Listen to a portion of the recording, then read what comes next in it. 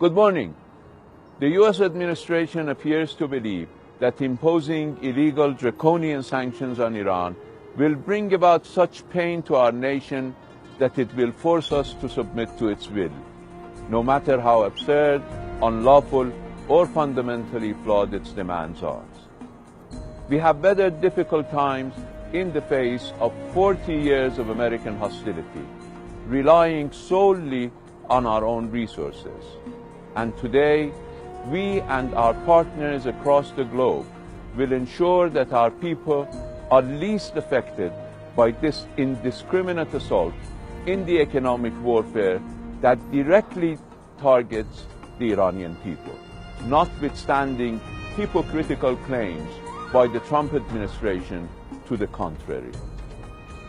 But rather than relying on its discredited addiction to unilateralism and sanctions as tools of statecraft, which are today pushing it further into global isolation, the U.S. is better off addressing the catastrophes and crises it has engineered in our region.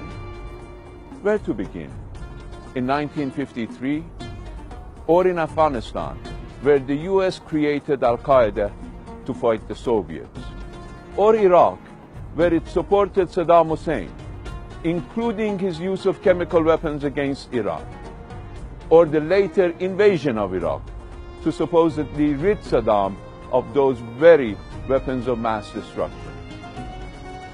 Or is it that the long-standing and unconditional support for two clients, Saudi Arabia and Israel, blinds the U.S.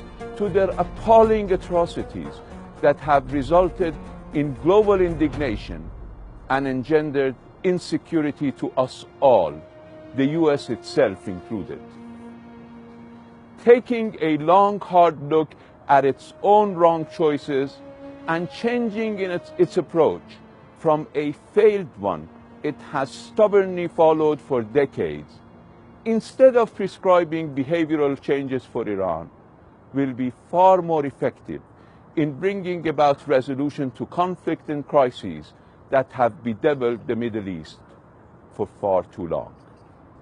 President Trump's predecessors also began crafting their Iran policy with similar bravado, but came around to accepting and respecting the reality of Iran as they became more experienced in office. My name is Javad Zarif, and this is Iran's Message.